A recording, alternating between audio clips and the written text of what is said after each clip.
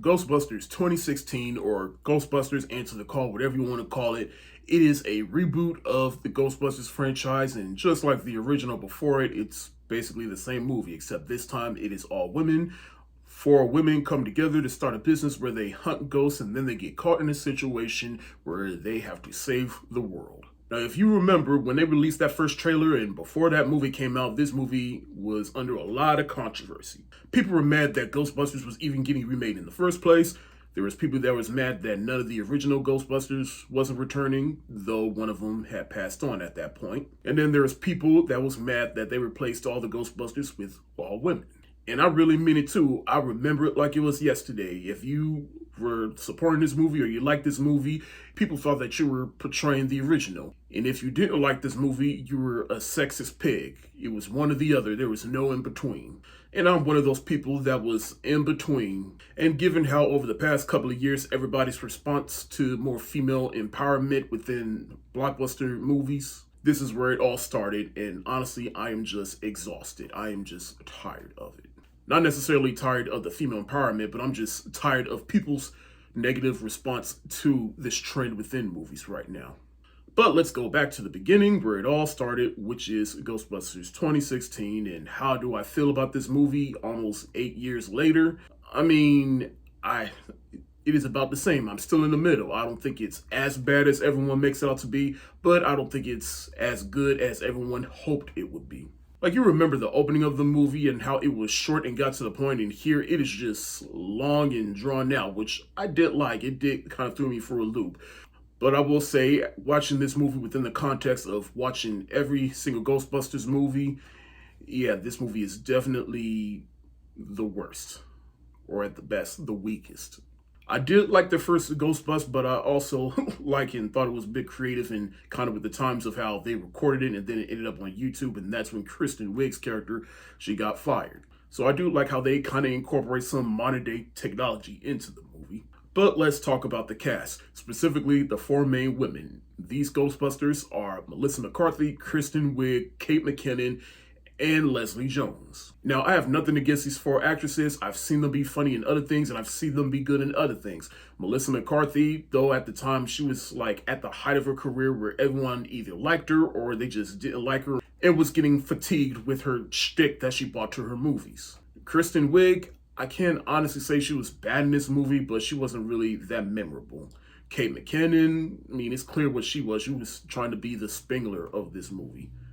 Well, really all of them, really. But of course, Leslie Jones, she was basically Ernie Hudson from the original. She was basically the audience character that got brought into this ghost world, and she was just taking it in stride. Like, she was the every person. I get that. But really, the first three girls, Melissa McCarthy's character, Kristen Wiig, and Kate McKinnon, they really don't have no defining traits. I mean, all three of them are smart in their own right, and all of them are good with tech, and there was really no defining traits to differentiate themselves from each other, except for Leslie Jones. But to some people, she was a little bit annoying. But Leslie Jones, God bless her, because I know she got a lot of hate for this movie.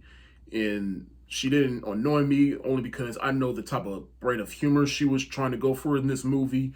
But it just wasn't fair, and it was petty the way y'all treated her for this movie. Really, it wasn't fair and petty for the way y'all treated all four of these ladies within this movie. That being said, I still gotta say, there's really nothing special about this movie. I mean, it's literally the exact same movie as the original with a couple of small things here and there changed, and it was just an all-female Ghostbusters. And that's really the best thing this movie has going for it. The villain in this movie is a weird fuck.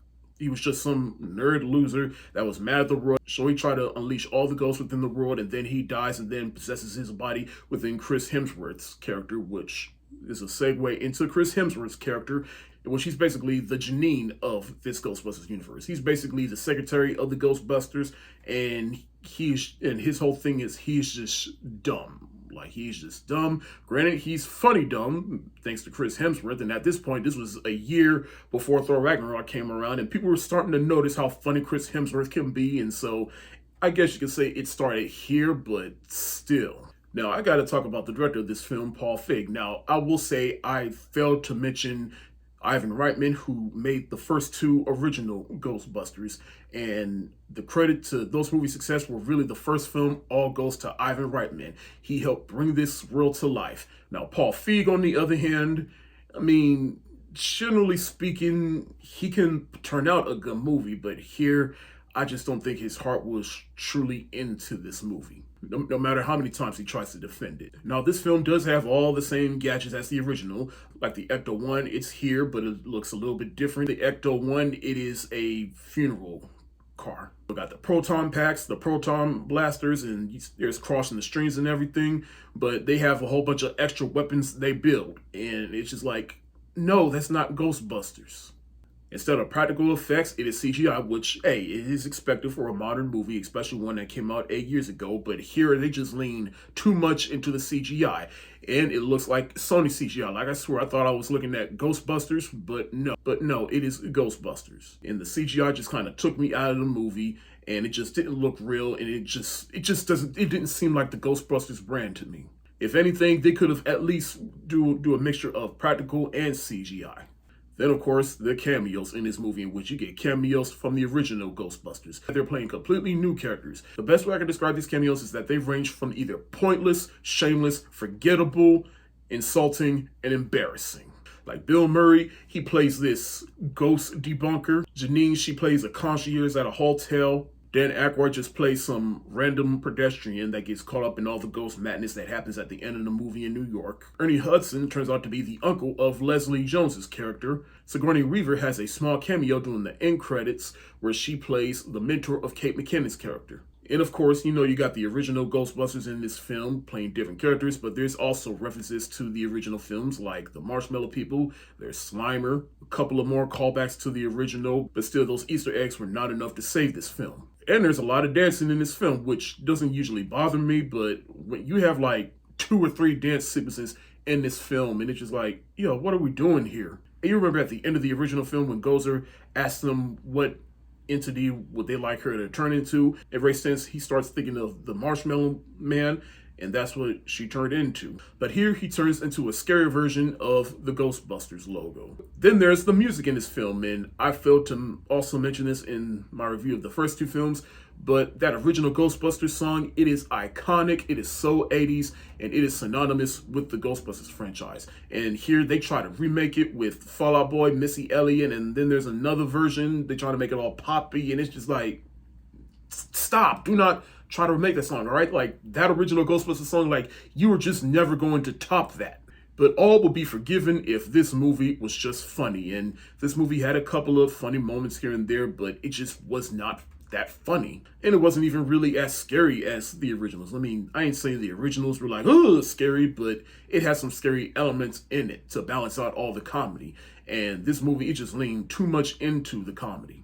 The original, it took itself seriously, but knew when to inject humor, and that is not present within this film. Look, in the end, revisiting this film almost 8 years later, I still feel the same way as I did before. I'm kind of in the middle. I don't think it's as bad as everyone made it out to be, but I don't think it's as good as everyone hoped it would be. And after rewatching this film within the context of watching every single Ghostbusters film, prepping for the new one that's getting ready to come out, yeah, this is definitely the weakest one to me. I'm going to give Ghostbusters 2016 or Ghostbusters Answer the Call the thumbs down emoji.